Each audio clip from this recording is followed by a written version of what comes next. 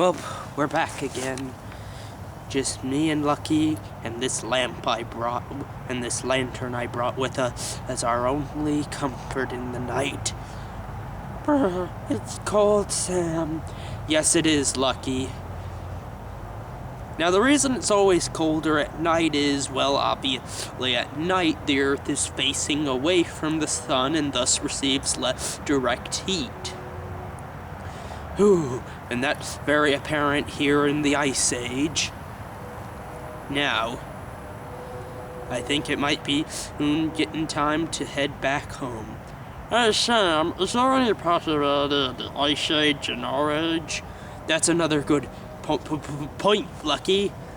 Well, you see, the last Ice Age ended 100,000 years ago, so many scientists think we're overdue for another Ice Age. So, though we'd have a few warning signs of an Ice Age were upon us. 1. The Mid-Atlantic Current would shut down. The Mid-Atlantic what? The Mid-Atlantic Current is the heat distribution system. It helps balance out the heat systems of the world. It keeps the cool places cool and the warm places warm. One of the places that it has the biggest impact on is Great Britain and Ireland.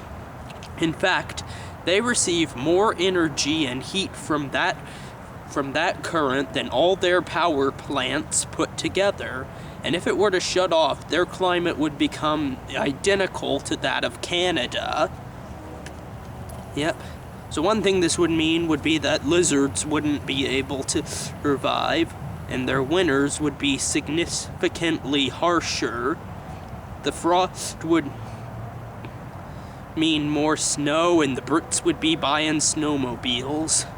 Elsewhere in the world, rainfall would lessen, though drought would ensue, and the habitability zones of the Earth would become increasingly smaller and smaller. Though don't pack your jackets just yet. It will take, even if an Ice Age is about to occur, it will take thousands of years to kick into full effect. And if you've seen that horribly inaccurate movie The Day After Tomorrow, then all I can say is, boo to the people who produced that movie.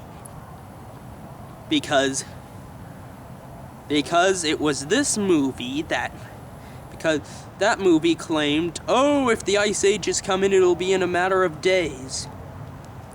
But if a movie says it, it must be true. Wrong. What? The reason they did that was because if they showed an Ice Age current in real time, then it might be a little boring.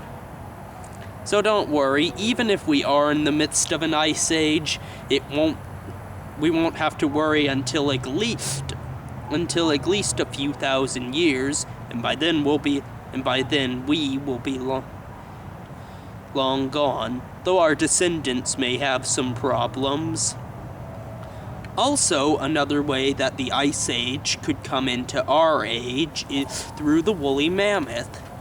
For you see, a lot of the woolly mammoths of Siberia and Canada have been beautifully preserved. You can feel the fur on the fossils as if they were still alive, and they've been able to recover significant amounts of DNA from the tissue of these frozen mammoths, and have been able to piece them together in a sort of human genome-like project.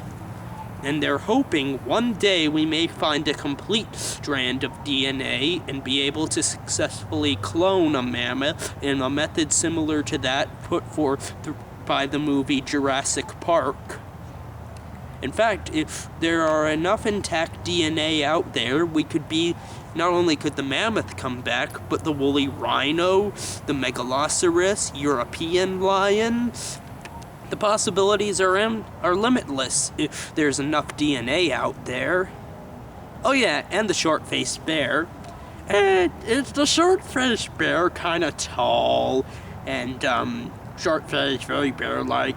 Yeah, Lucky, how'd you know? Because it's right there! Oh! Well, we gotta get moving. Back to the time machine, Lucky!